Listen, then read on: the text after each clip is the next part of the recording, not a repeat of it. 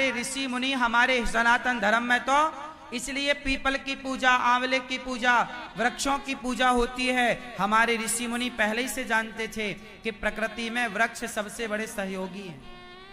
दुनिया आज जान पाई कि वृक्षों का योगदान कितना है, हम पहले ही से जानते थे। इसलिए आप सनातनी हो ना, पेड़ लगाना और उसको बच्चे की तरह पालन पोषण करना उसका।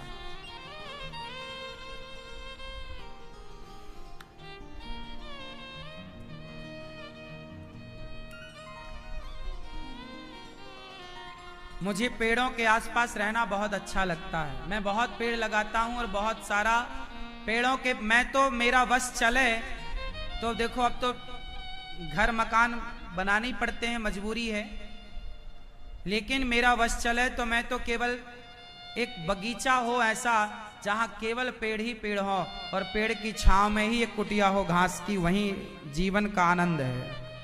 पेड़ों की छांव में ही जीवन है। ये एसी, कूलर, पंखा ये कोई जीवन नहीं है, ये आर्टिफिशियल है सब। रियलिटी तो वही है, रियल तो वही है कि बस पेड़ की छांव में बड़ी आपकी झोपड़ी हो, छोटे से गांव में पीपल की छांव में। क्यों? हाँ हाँ, हम बचपन में हमारे घर के पास पीपल आज भी है, हमारी पूरी दोपहर उस पीपल पे गुजरती थी, पीपल की छांव में पूरी दोपहर। ना कूलर, ना एसी, ना पंखा, कुछ नहीं था ही नहीं, पूरी गर्मी पीपल की छांव। गांव के लोग सारा गर्मी कहां गुजारते थे? बगीचों में। पहले के लोग ना प्रकृति से बहुत कनेक्ट थे। हाँ,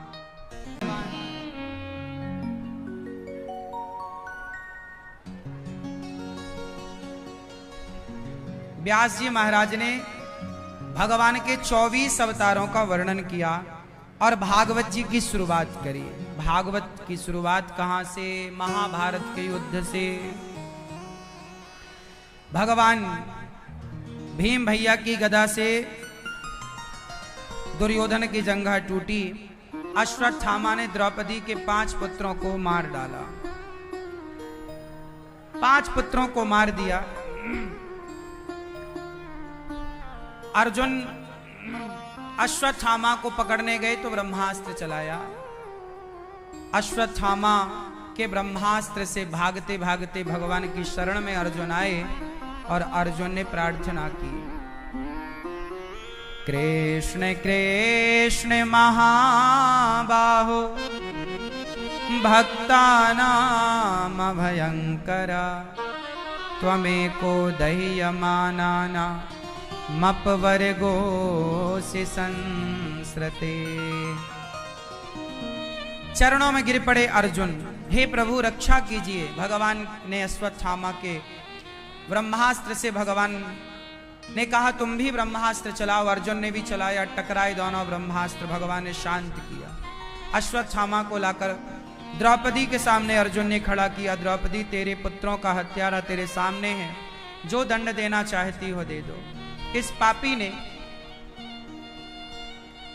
5 पुत्र मार दिए आपके। द्रौपदी कहती हैं, क्या इसे मार देने से हमारे मरे हुए बच्चे जीवित हो जाएंगे? इसलिए इसे मारो मत, इसे छोड़ दो। सोचिए, द्रौपदी के 5 पुत्र मर गए और अश्वत्थामा को छोड़ने की बातें कर रही हैं। भगवान ने कहा, वाह बहन, तुम्हारी जैसी सोच तुम्हारी ही हो सकती है। अश्वत्थामा के साथ क्या करें? भगवान से पूछा। तब भगवान ने कहा, ब्रह्मबंधुर्न हंतव्य आतताई वधारण मयैवो भयमाम्नातं परिपाह्यनुशासनम। ब्राह्मण को कभी मारना नहीं चाहिए और आताताई को कभी छोड़ना नहीं चाहिए। ये जाति से तो ब्राह्मण है और कर्मों से आताताई है, इसलिए इसे मार भी दो और छोड़ भी दो। अब मार भी दो, छोड़ भी दो, क्या करें? अश्वत्थामा के सिर की मणि निकालकर अपमानित करके उसे नगर से निकाल दिया गया। किसी को मारना हो तो कैसे मारें? आप किसी को मारना चाहते हैं तो उसका अपमान कर दीजिए।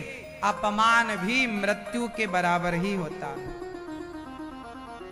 माँ बाप को मार डालना ही मार डालना नहीं है, उनका अपमान करना भी मार डालने के बराबर है।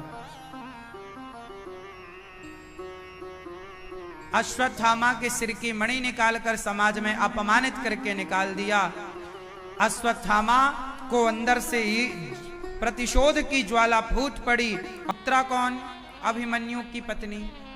अभिमन्यु कौन? अर्जुन के पुत्र। अभिमन्यु की पत्नी उत्तरा गर्भवती थी और अभिमन्यु की मृत्यु हो चुकी थी, महाभारत में मर चुके थे। उनके गर्भ में जो बच्चा था वही बालक पूरे पांडवों के वंश का वंशज था, और उस वंशज को मारने के लिए अश्वत्थामा ने ब्रह्मास्त्र चलाया। अश्वत्थामा तुरंत ब्रह्मास्त्र निकालते हैं, उत्तरा की ओर चलाते हैं। उत्तरा ने बिना क्षण गवाए तुरंत दौड़कर श्री कृष्ण की शरण में चलेगी। प्रभु, हमें पता है कि जब संकट आएगा तो आप ही बचा सकते हैं, दूसरा कोई नहीं। हमारी सास पर संकट आया तो आपने बचाया, हमारे सास की सास पर संकट आया तो आपने बचाया। मतलब द्रौपदी और कुंती, ये दोनों पर संकट आया तो किसने बचाया? भगवान ने। उत्तरा ने कहा कि प्रभु आप ही हमारा दुख दूर कर सकते हैं। जीवन में जब दुख आए तो अपना दुख किसी से मत कहो, केवल भगवान से। जब आपके जीवन में दुख आए तो किसी से ना कहो, भगवान से कहो। किसी के आगे ना रो, केवल भगवान के आगे रो। ये दुनिया आपको रोता देखेगी तो आपके आंसुओं का मजाक उड़ाएगी, लेकिन भगवान आपको रोता देखेंगे तो तुरंत बढ़कर आपकी आंखों के आंसू पोंछ डालेंगे। इसलिए भगवान के आगे कहिए, भगवान के आगे रोइए, और भगवान के आगे रोने से पहले भगवान से एक मजबूत रिश्ता बना लीजिए। एक बंधन बनाइए, भगवान से रिश्ता हो। मांगना है कुछ तो भगवान से, और हम बताएं आपको, जो भगवान दे पाते हैं ना, जो भगवान दे सकते हैं कोई नहीं दे सकता। इसलिए क्यों भिखमंगों से मांगो? भगवान दाता है, दाता एक राम, भिखारी सारी दुनिया को भिखारी कहा जाता है। दाता तो केवल राम है, भिखारी सारी राम एक देवता, पुजारी सारी। पूज्य तो राम है, संसार तो पुजारी है। इसलिए मैं सबका होकर देख लिया, अब तेरा होना बाकी है। रोया मैं बहुत जग के आगे, तेरे आगे रोना बाकी है। भगवान के आगे रोना अभी बाकी है। आप रोए तो हैं पर संसार के आगे। सुनो, एक शक्कोबाई थी, महाराष्ट्र की एक लड़की, शक्को नाम था। वो विट्ठलनाथ जी के मंदिर में ना झाड़ू लगाया करती थी। उसके माँ बाप कोई नहीं था, बचपन में मर चुके थे, अनाथ सी थी, पर उसने अपना सब नाथ विट्ठलनाथ जी को मान लिया था। विट्ठलनाथ जी पंढरपुर में, जैसे वृंदावन में बिहारी जी श्री कृष्ण ही बिहारी जी के रूप में बैठे हैं, ऐसे भगवान श्री कृष्ण ही पंढरपुर में पंडरीनाथ के रूप में बैठे हैं, जिन्हें विट्ठलनाथ जी भी कहते हैं। पंडरीनाथ या विट्ठलनाथ, इन दोनों नाम से जानते हैं। तो विट्ठलनाथ जी के मंदिर में शक्कोबाई झाड़ू लगाती थी।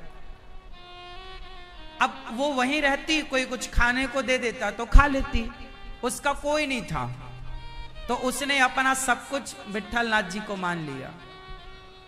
देखो, जो भगवान में समर्पण कर देता है, फिर भगवान उसकी किस तरह सुनते हैं, उसके लिए ये कथा मैं आपको सुना रहा हूं शक्को बाई की। सावधान होकर ध्यान से सुनिएगा। शक्को बाई कोई नहीं था, भगवान को अपना मानती थी, रोज विट्ठल नाथ जी का दर्शन करती, रोज वहां पे झाड़ू लगाती।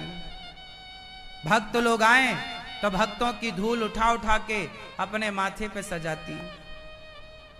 भगवान जी के बर्तन पुजारी, अब रहते रहते पुजारी कभी काम बता देते, सुनो सक्को, ये जरा भगवान के बर्तन धुल के ले आओ। तो भगवान जी का भोग जब लगता, भगवान जी के भोग के बर्तन जो थे, कभी वो बर्तन धुलने का मौका उसे मिल जाता, तो वो सेवा चाकरी करने लग गई। सेवा करती, बढ़िया प्यार से बर्तन साफ करती, दरबार में झाड़ू लगाती, और कोने में कहीं बैठी बस विट्ठल नाथ जी को देखती रहती। उसे और जरूरत ही क्या थी, कोई था नहीं, खाने को मिल ही जाता था। पुजारी जी प्रसाद दे देते थे, लो भोग लगता तो भगवान की प्रसादी थोड़ी सी उसे दे देते, वो अपना खाती पीती और वहीं रहती। एक जोड़ी कपड़ा थी उसके पास, वही पहनती, नहा धो के फिर वही पहन लेती, फिर नहा धो के फिर वही पहन लेती। कभी कोई दया कर देता तो कोई पुजारी लोग ध्यान देते कि भाई ये तो यहीं रहती है, तो कभी कोई लाके उसे एक आध जोड़ी कपड़े दे देता। पूरे कपड़े अपड़े उसके फट जाते तो भी वो शिकायत कुछ नहीं थी, उसे कोई चाह थी ही नहीं। मिल जाए तो खा जाए, खा ले, मिल जाए तो पहन ले, वरना वो विट्ठल विट्ठल रोज झाड़ू लगाए, विट्ठल विट्ठल विट्ठल, पोंछा लगाए, विट्ठल विट्ठल विट्ठल, बर्तन धोले तो विट्ठल विट्ठल, नाम जप करती, मेरे विट्ठल मेरे विट्ठल मेरे विट्ठल, विट्ठल विट्ठल जपती। अब वो ना 18-19 साल की हो गई, जवान हो गई, सुंदर भी थी।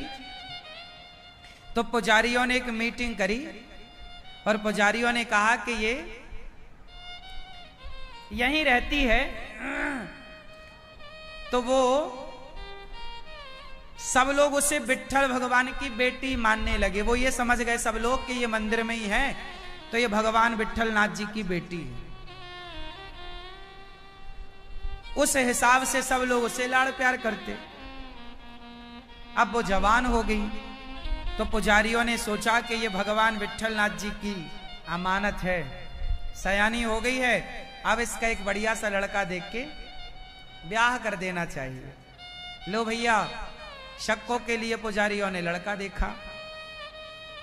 तो 25 किलोमीटर दूर पंढरपुर से एक गांव था, वहां के जो गांव के मुखिया थे, मतलब गांव के प्रधान, पैसे वाले, उनका एक बेटा था।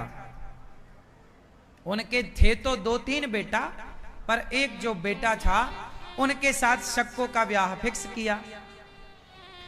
अब उस जमाने की बात है, लड़की के मन में क्या था, शक्को चाहती थी ब्याह करना कि नहीं। वो तो पुजारियों से पिता की तरह व्यवहार करती, तो वो जैसा करते तो वो खुश। उसका ब्याह हो गया। मंदिर के पुजारियों ने बहुत जो बन पड़ा सबने धन धान्य दहेज देकर विदा किया। अब शक्को पहली बार पंढरपुर से बाहर गई, पहली बार। 18 साल की हो गई, जन्म से पूरा जीवन गुजारा उसी दरबार में, आंगन में। अब तो वो पति के साथ ससुराल गई। उस ससुराल में, उसका ससुराल बिल्कुल अपोजिट था, कोई पूजा करने वाला नहीं उस घर में।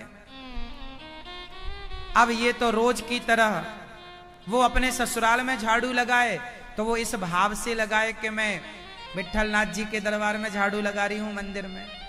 वो भोजन बनाए, सास बोली चलो भोजन बना, तो वो रोटी बनाए। अच्छा, उससे कभी रोटी बनाना आया नहीं, क्योंकि कभी बनाया नहीं, उसका काम नहीं पड़ा ना, माँ बाप थे नहीं, तो भोजन उसको बहुत अच्छे से बनाना नहीं आता था। फिर भी उसने बनाया, तो इस भाव से बनाया कि मैं विट्ठल नाथ जी के लिए बना रही हूं। तो कभी दाल में नमक कम हो जाए, तो कभी नमक ज्यादा हो जाए, जरा गलती हो तो उसकी सास उसे बहुत मारा करती। सास ने एक थप्पड़ जमाया उसके गाल में, बेचारी ने पलटकर कुछ नहीं बोला, बस वो तो मन में एक ही बात थी, विट्ठल विट्ठल विट्ठल। इतना प्रेम था भगवान से कि वो ससुराल गई तो सही, लेकिन वो प्रेम भगवान से करती। विट्ठल विट्ठल भगवान की याद में ही अकेले में रो लेती है। विट्ठल नाथ जी को कहती है, प्रभु अपने से दूर क्यों कर दिया, हे प्रभु अपने पास बुला लो, हे नाथ अपने पास बुला लो। आपका दर्शन किए कितने महीने बीत गए, कितने दिन बीत गए। सास ससुर लोग बहुत काम कराते, वो दिन भर काम करती, जो आता उसे कुछ बोलकर चला जाता। पति भी उसे मारने लग गया, सास भी उसे मारने लग गई। एक दिन क्या हुआ, उसने अपने पति से कहा, आप कृपा करें तो एक बार पंढरपुर चल के विट्ठल नाथ जी का दर्शन कर आए। उसके पति ने कहा कि विट्ठल नाथ पंढरपुर में तेरा कोई खसम बैठा है क्या। उल्टी बात कर दी और इतना मार लगाई ना उसे, पूरा शरीर उसका सूज गया। क्या क्या नहीं सुनाती दुनिया, क्या क्या नहीं कहती, पर सबको तो केवल भगवान के भाव से भजती, वो ना पति के भाव से भजती ना पिता के। उसका भाव तो बस ये था कि मेरे विट्ठल नाथ जी, उन्होंने मुझे पाला पोसा तो वही मेरे पिता हैं, वही सर्वस्व है। स्पष्ट उसने कभी पिता भी नहीं कहा, लेकिन बस प्रेम करती भगवान से। सब कुछ आप ही हैं, त्वमेव सर्वम मम देव देव। बहुत मारा ससुराल वालों ने, पर शक्कों ने फिर भी नाम जब चलता रहा, वो नाम लेती तो ससुराल वाले मारते। एक दिन तो शाम के वो बर्तन धुलने बाहर आंगन में बैठी कि तभी गांव में एक संतों की मंडली जा रही थी कीर्तन करते करते। सारे संत कीर्तन कर रहे, विट्ठल विट्ठल विट्ठला पांडुरंग विट्ठला, विट्ठल विट्ठल विट्ठला पांडुरंग विट्ठला। ये कीर्तन करते हुए साधुओं की टोली चली। साधु संत जा रहे थे। अब तो जैसे ही नाम, पहली बार बेचारी ने किसी के मुख से नाम सुना, अपने आराध्य का, अपने इष्ट का, अपने भगवान का। उसके ससुराल में कोई नाम तक नहीं लेता था। जब सुना तो उसके रोम रोम रोमांचित हो गए, हाथ काले हो गए। मतलब वो बर्तन धुल रही थी तो हाथ काले थे, साफ तक नहीं किया हाथ। खड़ी हो गई, अपने कपड़े से पोंछा हाथों को, खड़ी हो गई। कौन नाम जप रहा है? द गेट पे निकल के बाहर देखा, संत जा रहे। किसी से पूछा, भैया कहाँ जा रहे हो? अरे तुझे पता नहीं, विट्ठल नाथ जी का मेला भरने वाला है, विट्ठल नाथ जी के मेले में जा रहे हैं। अच्छा अच्छा, हमारे ठाकुर जी का उत्सव आ गया, विट्ठल नाथ जी का उत्सव। वो इतना भाव विभोर हो गई कि वो संतों के संग चल पड़ी, रोक ना पाई। जैसे हवा चलती है ना, तो तिनके विनके जो पड़े होते हैं वो सब हवा के साथ उड़ जाते हैं उसी तरफ। उसी तरह भक्ति की हवा में वो रोक ना पाई और चल पड़ी संतों के पीछे भी। वो भी कीर्तन में विट्ठल विट्ठल विट्ठल चल पड़ी। बर्तन बर्तन सब वहीं छोड़ा, चल पड़ी संतों के साथ। भावावेश डूब गई विट्ठल विट्ठल के ध्यान में। तभी क्या हुआ, गांव के किसी व्यक्ति ने देखा, अरे ये तो फलाने की बहू शक्को है। शिकायत करी, सुनो तुम्हारी बहू संतों के साथ जा रही है, इसका तो चरित्र ही खराब है। अब तो ससुर घोड़े पर चढ़े और घोड़े पर चढ़कर गए तो वो संतों के पीछे पीछे वो चल रही थी, विट्ठल विट्ठल जप रही थी। भैया उसके बाल पकड़ लिया ससुर ने, घसीट करके घोड़े पर वो बैठा रहा और उसे घसीटता पूरे रास्ते से लेकर के आया और अपने घर में लाके खंबे से बांध कर पीछे हाथ करके बांध दिया, पांव बांध दिया रस्सी से, रस्से से, और सबने कोड़ों की बरसात करी। पति ने मारा, सास ने मारा, ससुर ने मारा कि तूने तो हमारे कुल का नाम खराब कर दिया। इतने घर, बड़े घर की बहू वो संतों के पीछे भाग रही है। सारे लोगों ने उसकी भक्ति को ढोंग कहा, पाखंड कहा, क्या क्या ना कहा, उसे कुलटा कहा, चरित्रहीन कहा। जो मीरा के साथ हुआ वही शक्कों के साथ भी लोगों ने व्यवहार किया। वो बंधी इतना मारा ना, उसका शरीर से चमड़ी निकल गई है, समझो आप। खंबे से बंधी है। मारने वाले थक गए, सब थक हार कर चले गए। बांधा और छोड़ दिया उसे, मतलब बंधा बंधाया छोड़ दिया, बंधी रह गई वो। लेकिन शक्को इतना मार खाने के बाद भी बस, हे विट्ठलनाथ जी एक बार बुला लीजिए, हे विट्ठलनाथ जी एक बार बुला लीजिए। उसके अंदर कोई नफरत नहीं थी कि मेरी सास ने मारा, पति ने मारा, कोई गिलानी, कोई ईर्ष्या कि इनका कुछ बिगड़ जाए, इनका ना, कुछ नहीं उसके मन में। कोई ईर्ष्या, द्वेष, छल कपट का लेस नहीं था उसके अंदर। बस मिलना चाहती थी, हे विट्ठलनाथ जी एक बार दर्शन दे दो, हे विट्ठलनाथ जी एक बार दर्शन दे दो। बेचारी रो पड़ी और इतना मार पड़ चुकी थी कि ना वो बेचारी बेहोश हो गई, मूर्छित हो गई। और जब मूर्छित हुई ना तो विट्ठल भगवान आए, विट्ठलनाथ जी आए। विट्ठलनाथ जी ने औषधि लेकर प्रकट भये हैं, अपने हाथ से उसके घावों पर मलहम लगा रहे हैं, उसकी रस्सी खोल रहे हैं। उसकी रस्सी खोलकर भगवान ने तुरंत कृपा दृष्टि डाली और उसे स्वस्थ कर दिया। और भगवान ने उसे गेट के बाहर छोड़ा। कुछ संतों की मंडली फिर आई, उस मंडली में उसे सम्मिलित किया और वो चल पड़ी विट्ठलनाथ जी की ओर, विट्ठल विट्ठल विट्ठल। और भगवान स्वयं शक्कोबाई का रूप बनाते हैं। विट्ठलनाथ जी खुद शक्कोबाई का रूप बनाते हैं और उसी खंबे पर, उसी रस्सी पर खुद बंध जाते हैं। भगवान बंध गए शक्को की जगह और उसे आजाद कर दिया और भगवान बंधे रहे। जैसे जैसे घाव उसके थे वैसे वैसे उसका सारा दर्द, सारी पीड़ा भगवान ने अपने ऊपर ले ली और उसे शक्ति देकर संतों के साथ भेजा। वो अब तो शक्कों को पता ही नहीं कि किसने खोला, मुझे कौन भेजा, बस वो तो विट्ठल विट्ठल विट्ठल चलती चलती संतों की टोली पहुंच गई। दूसरे दिन पहुंची वो पंढरपुर और पंढरपुर में जब पहुंची, आज वर्षों बाद पंढरीनाथ जी का वापस उसने दर्शन किया, चरणों में गिर पड़ी, हे विट्ठलनाथ जी, हे प्रभु, हे श्याम सुंदर, अब अपने से दूर मत कीजिएगा। हे प्रभु, ये संसार हमें आपसे दूर करना चाहता है। हे नाथ, हे विट्ठलनाथ जी, क्या आप हमें भूल गए? क्या आप हमें स्वीकार नहीं करेंगे? हे प्रभु, अब हमें अपने से दूर ना कीजिए।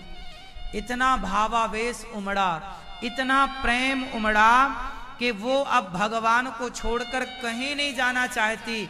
इतना प्रेम उसके अंदर से प्रकट हुआ कि वो प्रेम में उसके प्राण निकल गए और प्राण निकल के विट्ठलनाथ जी के सामने उनके चरणों में सबके देखते देखते शक्कों के अंदर की एक ज्योति निकली, प्राण वायु निकली और देखते देखते भगवान विट्ठलनाथ जी के चरणों में समा गई। जब लोगों ने देखा ये दृश्य तो देखा कि ये स्त्री है कौन। जब लोगों ने उसका मुख ध्यान से देखा तो वहां के लोगों ने पहचान लिया, अरे ये तो शक्को है। इसकी प्राण ज्योति भगवान के चरणों में पहुंच गई। अब लोगों ने सूचना दी कि सास ससुर पति शायद ये दर्शन करने आई हो। अच्छा, लोगों को कोई पता नहीं कि उसके घर वालों का व्यवहार कैसा था। अच्छा, और वहां भगवान बंधे तो उसकी सास आए और 2 थप्पड़ जमा के चली जाए, ससुर आए दो चार थप्पड़ जमा के चले जाएं, पति आए दो चार कोड़ा बरसा के चले जाएं। लेकिन अब जो कोड़ा पड़ रहे थे वो शक्को को नहीं पड़ रहे थे, वो तो भगवान को पड़ रहे थे। भगवान देखिए अपने भक्त के लिए भक्त का बंधन स्वीकार कर लेते हैं। भगवान अपने भक्त के लिए भक्त का हर दर्द अपने ऊपर ले लेते हैं। भक्त पर आया संकट अपने ऊपर लेकर के उसे टाल देते हैं और उसकी जो कामना है पूरी करते हैं। उसकी कामना थी जाने की, वो पहुंच गई, प्राण निकल के भगवान के चरणों में समा गए, उसकी परम गति हुई। लोगों ने सूचना पहुंचाई, अरे भाई आपकी बहू की मृत्यु हो गई पंडरीनाथ जी के चरणों में। ससुर ने कहा क्या बात करते हो, मेरी बहू तो घर में बंधी है, अभी मैंने 1 घंटा पहले उसे 2 थप्पड़ जमाए हैं। अरे जाके देखो कहाँ है वो, तो आपकी बहू वहां। जाकर देखा तो अब जब भक्त ही चला गया तो फिर भगवान अब किसके लिए बंधते। भगवान अंतर्धान हो गए, वहां केवल रस्सियां पड़ी थी। और जब वहां ससुराल के लोग जाकर देखे, अरे ये तो शक्को है, वही साड़ी वही कपड़ा वही। भगवान के चरणों में आज भी पंडरीनाथ जी के मंदिर में आज भी शक्को बाई की वो समाधि है, आज भी उनका वो स्थान है। हमने ये बात केवल आपको इसलिए बताई कि शक्को ने किसी से अपना दर्द नहीं कहा, शक्को ने किसी से अपना दुख नहीं कहा। जब भगवान को कहा तो भगवान ने सुना और भगवान शक्को के लिए बंधन स्वीकार करते हैं, उसकी पीड़ा को अपने ऊपर लेते हैं। आपको क्या लगता है भगवान बहरे हैं क्या, सुनते नहीं हैं? भगवान चींटी पुकारे तो चींटी की सुन लेते हैं, हाथी पुकारा हाथी की सुन लिए भगवान। भगवान को पुकारने वाला कोई शक्को जैसा सरल सहज निश्चल भक्त हो तो भगवान आज भी भक्त के लिए बंधन स्वीकार करने को तैयार है। वो शक्को की तरह भोलापन तो हो, शक्को की तरह भक्ति तो हो, शक्को की तरह समर्पण तो हो, विश्वास तो हो।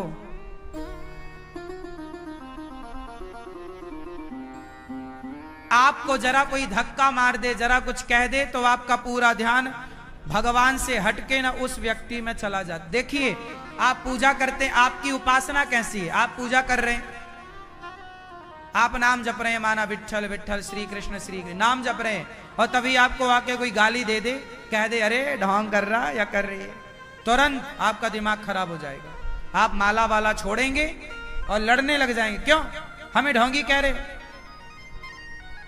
लेकिन धन्य है, सोचिए कि शक्को के ससुर ने, पति ने, सास ने इतना मारा कि उसकी चमड़ी निकल गई, लेकिन उसका ध्यान विठ्ठल नाथ जी से एक क्षण के लिए हटा नहीं।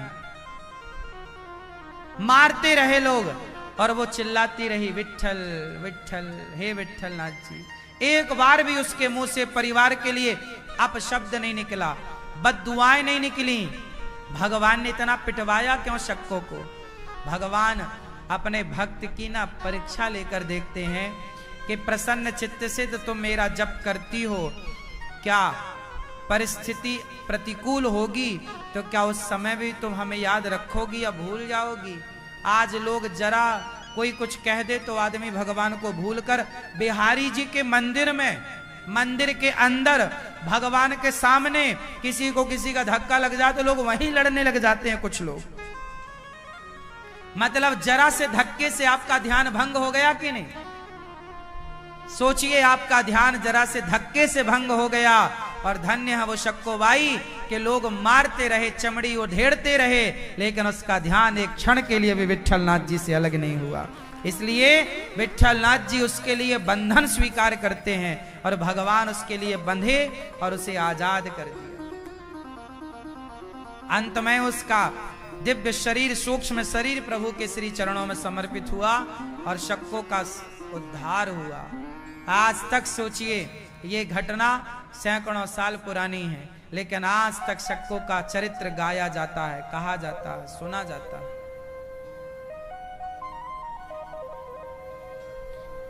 भगवान की भक्ति करने वाला कभी नहीं मरता मेरी माँ, भगवान से प्रेम करने वाला कभी नहीं मरता। भगवान से प्रेम करने वाला अमर हो जाता है। मीराबाई कहां मरी, शक्को कहां मरी, ये सब जिंदा हैं। इनके दिव्य ज्योति भगवान में समा जाती है। ये भगवान के रूप में हो जाते हैं। भगवान में मिलकर भगवत भाव में ईश्वर को पा लेना सायुज्य मुक्ति है। भगवान की शरण में जब उत्तरा आई, पाहि पाहि महायोगिन देव देव जगत्पते, नान्यं त्वद्भयं पश्ये यत्र मृत्यु परस्परम। चरणों में गिर पड़ी, प्रभु रक्षा कीजिए। भगवान ने उत्तरा के गर्भ की रक्षा की और परीक्षित को बचाया। भगवान कृष्ण द्वारिका जाने की तैयारी करने लगे। कुंती बुआ हाथ जोड़कर आई। कृष्णाय वासुदेवाय देवकी नंदनाय च नंद गोप कुमाराय गोविंदाय नमो नमः। कुंती बुआ ने आज भगवान की स्तुति की। हे प्रभु, हे श्याम सुंदर, आज मैं आपसे कुछ मांगना चाहती हूँ। हे नंद नंदन, हे यशोदा नंदन, हे कमल के नेत्र वाले कृष्ण, हे लक्ष्मीपति, आपके चरणों में मेरा बारंबार नमन प्रणाम है। आज मैं आपसे कुछ मांगना चाहती हूँ। कुंती बुआ ने मांगा। भगवान ने कहा, बुआ माँ हो, मांग लो, क्या चाहती हो? कुंती बुआ ने कहा, प्रभु आज मैं आपसे विपत्ति चाहती हूँ, दुख चाहती हूँ। भगवान अवाक रह गए, क्या कहती हो बुआ? आप दुख क्यों चाहती हो? जब से आपने होश संभाला है तब से आपने दुख ही दुख तो पाया है। आपने दुख के सिवा पाया क्या? कुंती बुआ ने जीवन में जितना संकट पाया, कष्ट उठाया, आज आप में से कोई स्त्री ऐसी नहीं है कि कुंती बुआ की तरह किसी के जीवन में संकट आया हो। कुंती, आप लोग कहती हो ना मेरी माँ, हम बड़े दुखी हैं महाराज, ना, आप दुखी नहीं हो। आप तो समय के फेर को समझ नहीं पा रही हो, उसी को आप दुख मान ले रही हो। समय के फेर को समझोगे तो ये दुख नहीं है, ये तो बदलता हुआ समय है। दुख तो माता कुंती ने उठाया है। 5-5 बच्चों को कैसे भीख मांग मांग कर कुंती बुआ ने पाल पोस कर बड़ा किया। ना पति की मृत्यु हो गई और 5 बच्चे हैं, और जेठ ने पूरा कब्जा कर रखा है पूरी संपत्ति। जेठ मतलब धृतराष्ट्र, कुंती माता के जेठ धृतराष्ट्र हैं। जेठ ने पूरा कब्जा कर रखा है। पति की मृत्यु हो गई है, लाक्षागृह में बंद करके आग लगवा दी जेठ ने। 5 पांडवों को मारने का पूरा प्रयास दुर्योधन ने, धृतराष्ट्र ने खूब षड्यंत्र रचा। भीम को जहर दे करके मारना चाहा। सोचिए, किसी मां के सामने इससे बड़ा दुख क्या होगा कि उसके बेटे को जहर दे दिया जाए। किसी मां के सामने इससे बड़ा दुख क्या हो कि उसके बेटे को घर में बंद करके जिंदा जलाने का प्रयास किया जाए। पांडवों को जिंदा जलाने के लिए लाक्षागृह बनवाया था ना कौरवों ने। कितना संकट कुंती बुआ ने उठाया। सोचिए, पूछिए उस सास से जिसकी बहू का भरी सभा में वस्त्र हरण किया गया हो। पूछिए उस मां से जिसके बच्चों को लाक्षागृह में जलाकर आग लगवाने की कोशिश की गई हो। पूछिए उस मां से जिस मां के बच्चों को बिना कोई आरोप के, बिना कोई दोष के 12 साल 13 वर्ष का वनवास दिया गया हो। कौशल्या माँ के तो एक बेटे का वनवास हुआ था, कुंती माँ के तो 5 बेटों का वनवास हुआ। राम जी का 14 साल का वनवास था और पांडवों का 13 साल का वनवास था।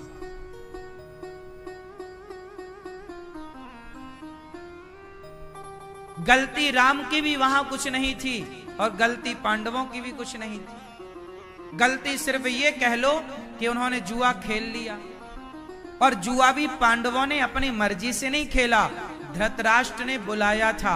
जुआ सभा रखी थी। क्या रखा था? जुआ सभा। द्यूत क्रीड़ा का एक अलग स्थान बनाया धृतराष्ट्र ने, और बोला क्या? धृतराष्ट्र ने यह कहा था कि युधिष्ठिर, मेरे दुर्योधन की इच्छा है, वो तेरे संग जरा जुआ खेलना चाहेगा, जरा टाइम पास वाला जुआ खेल लो। तो ये टाइम पास वाला जुआ था, पर ये बाद में सही का जुआ बन गया। धृतराष्ट्र ने तो ये कह के बुलाया था कि आओ, हम तुम्हें भोजन का निमंत्रण दे रहे हैं, ये कहकर नहीं बुलाया था कि हम तुम्हें जुआ खेलने बुला रहे हैं। ये प्रस्ताव तो बाद में रखा था, बुलाने के बाद। मतलब पूरा षड्यंत्र था धृतराष्ट्र का। पांडवों की गलती है कि जुआ खेला, लेकिन गलती पूरी नहीं है। धृतराष्ट्र ने बोला कि युधिष्ठिर, जरा हमारे बच्चों का टाइम पास कर दो, तुम बड़े भैया हो ना, तो जैसे बड़ा भाई होता है ना, वो छोटे भाइयों को खिलाता है, छोटे भाई की खुशी के लिए वो काम करता है, ऐसे बड़े थे युधिष्ठिर। तो दुर्योधन की खुशी के लिए, चल भाई मेरा भाई है। अच्छा, युधिष्ठिर के अंदर दुर्योधन के प्रति कोई द्वेष भावना नहीं थी, पर दुर्योधन के अंदर पांडवों के प्रति बहुत द्वेष भावना थी। इनके अंदर तो छल कपट नहीं था, तो भाई की तरह उसे खुश करने के लिए, चले आ तेरा मन है, जैसे ना भाई भाई कभी चले आ रहा ताश खेल लेते हैं, टाइम पास, ऐसे टाइम पास वाला था ये। बाद में शकुनी ने षड्यंत्र के तहत दाव पैंच मारने शुरू कर दिए। दाव का हो गया, फिर वो सब हारते चले गए। आखिरी में द्रौपदी का दाव लगा, फिर द्रौपदी का अपमान हुआ, और जब द्रौपदी का अपमान हुआ तो द्रौपदी ने श्राप देना चाहा। जब श्राप देना चाहा कौरवों को, तो धृतराष्ट्र समझ गए कि द्रौपदी का श्राप मिल जाएगा तो हमारे बच्चे अभी नष्ट हो जाएंगे। वो दौड़ा दौड़ा, बहू बहू बेटा ऐसा मत करो, मैं दुर्योधन को समझाता हूं, जो तुम्हारा राज्य जीता है, पांडवों ने जो जो हारा है सब वापस कर देंगे, सब वापस कर देंगे। ये बात हुई थी वहां पर, जो जीता सब ले लो, सब ले लो, श्राप मत दो, श्राप मत दो। अच्छा, धृतराष्ट्र ने पहले बोल दिया कि सब वापस, बाद में शकुनी ने अपनी टांग अड़ा दी। शकुनी ने कहा वापस तो करेंगे तब जब पहले 12 साल का वनवास और 1 वर्ष का अज्ञातवास।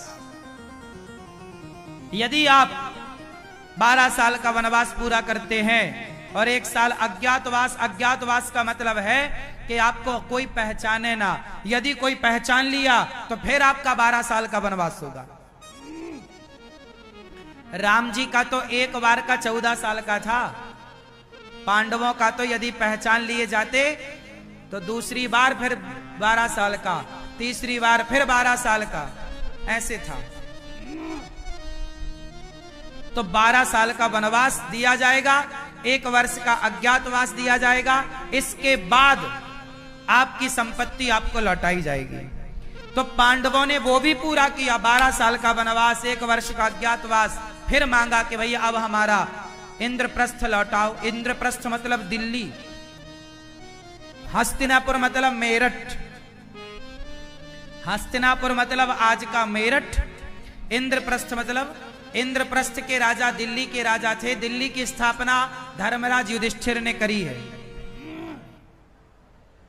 और हस्तिनापुर की स्थापना पांडवों के पुरखों ने पहले ही से हस्तिनापुर थी।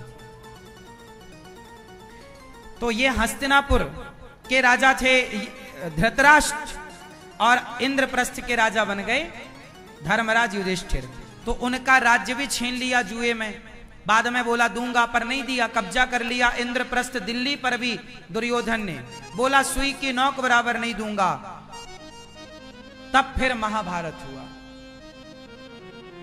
जब आप कहकर भी हमारा अधिकार नहीं देंगे तो भाई फिर तो अधिकार की लड़ाई तो होगी। तो ये अधिकार की लड़ाई थी, और अपने अधिकार की लड़ाई सबको लड़नी चाहिए। अपने अधिकार की लड़ाई सबको लड़नी चाहिए।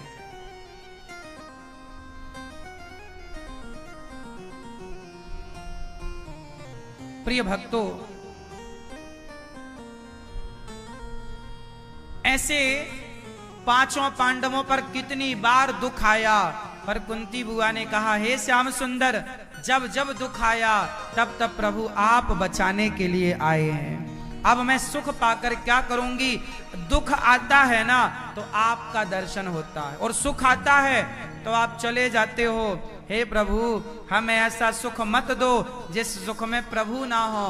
ऐसा सुख पाकर क्या करेंगे जिस सुख में प्रभु छूट जाए, भगवान छूट जाए। हमें तो दुख ही दे दो। ऐसे सुख पर पत्थर पड़े जो कृष्ण हृदय से जाए, बलिहारी वा दुख की जो पल पल नाम जपाए। हमें सुख नहीं, माता कुंती ने कहा दुख। भगवान ने कहा मां, हम आपको दुख कैसे दे सकते हैं? भगवान कभी दुख थोड़ी देते हैं। अच्छा बताओ, दुख कौन देता है? हमें और आपको दुख कौन देता है? हमारे अपने बुरे कर्म। अब जो बेटा अपनी मां को घर से निकाल देगा तो उस पर दुख आएगा कि सुख आएगा?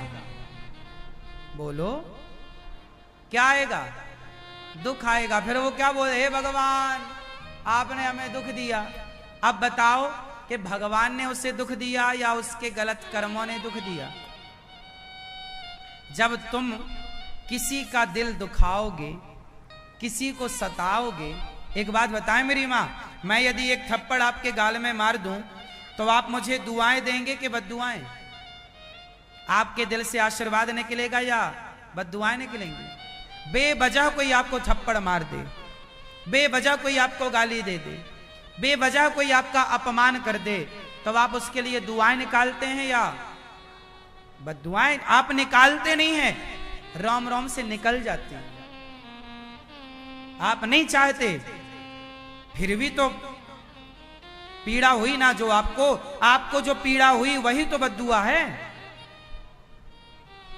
भाई आप किसी को मारने लग जाओ बेवजह, तो वो पिटने वाला व्यक्ति आपको आशीर्वाद छोड़े देगा? उसके जो दर्द से कराहेगा वो प्रत्येक दर्द ही तो बद्दुआ है ना। क्यों? उसका जो दर्द है वो क्या है? बद्दुआ है। वो आपको मिल रही है बद्दुआएं, वही बद्दुआएं कहलाती हैं पाप। तुमने किसी को सताया है तो वो पाप अब तुम्हें भोगना पड़ता है। कई बार तुम्हें याद होता है कि हमने फलाने को सताया था, कई बार आप भूल जाते हैं कि हमने किसी को कष्ट दिया है, वो सारा पाप हमें मिलता है। एक बात बताऊं, एक होती है बद्दुआएं जो हमें पाप के रूप में मिलती हैं, और एक होती है मैं आपको बढ़िया भोजन कराऊं, आपका सम्मान करूं, आपका मन मुताबिक आपको भोजन प्रसादी करा के आपको सम्मान के साथ विदा करूं। तो बताइए, जब आप भूखे होंगे और आपको मैं भोजन कराऊंगा, आप प्यासे होंगे और मैं आपको पानी पिलाऊंगा, आपके पास रहने की व्यवस्था नहीं होगी, और आपको रहने की व्यवस्था यदि मिल जाए तो अब आपके अंदर से बद्दुआएं निकलेंगी या दुआएं? क्या निकलती हैं? दुआएं। राम राम से आशीर्वाद निकलता है। आप खुश होते हैं, वो खुशी ही दुआएं हैं। सुनो, ये जो दुआएं है ना, ये कमाओ। कमाई क्या है? दुआएं कमाओ। लोग पैसा कमा रहे हैं, पैसा छोड़ के जाएंगे यहीं पर अपन सब लोग ना दुआएं ले लो, अच्छे काम कर लो। ये दुआएं, ये यहाँ हमारे जो दुआएं हमें मिलेंगी आप सबकी, वो दुआएं हमारा बेटा ना बांटेगा, हमारा पुण्य हमारे संग चलेगा। कागज के टुकड़े बट जाएंगे, जमीन जायदाद बट जाएगी, पर जो आपने भले काम किए हैं उसका जो पुण्य मिला है वो आपके संग रहेगा। इसलिए कहता हूं, दुआ ने भगवान से दुख मांगा, भगवान ने अपने आप को दे दिया। विपदा संतो न शश्वत तत्र तत्र जगत गुरु। भीष्म पितामह का दर्शन करने भगवान गए। भीष्म पितामह भगवान को देखते ही द्रवित हो गए, द्रवीभूत हो गए, नेत्रों से अश्रुपात होने लग गया। कहा उन्होंने, प्रभु मुझे यकीन था आप जरूर आएंगे। राजधर्म स्त्री धर्म का खूब उपदेश दिया है। अंत में पितामह ने इतिमति रूप कल्पिता वितृष्णा भगवती सात्वत पुंगवे विभूमनि। भगवान की स्तुति की, कहा हे प्रभु मेरी बुद्धि आपके चरणों में समर्पित हो जाए। अपने आप को समर्पित किया। पितामह की परम गति, द्वारिका गए भगवान, जहां पितामह का सब संस्कार हुआ। इसके बाद भगवान द्वारिका गए। फिर परीक्षित जी का जन्म हुआ। पूरी लीला समाप्त करके भगवान अपने जब परम धाम को गए, पांचों पांडव स्वर्गारोहण के लिए कुंती बुआ ने प्राण त्याग दिए। परीक्षित जी राजा बने और परीक्षित जी को 7 दिवस में मरने का श्राप लगा। जिसे 7 दिन में मरना हो उन्हें क्या करना चाहिए, ये सवाल राजा परीक्षित जी ने सुखदेव भगवान से पूछा है। सुखदेव भगवान ने कहा भगवत चिंतन करना चाहिए।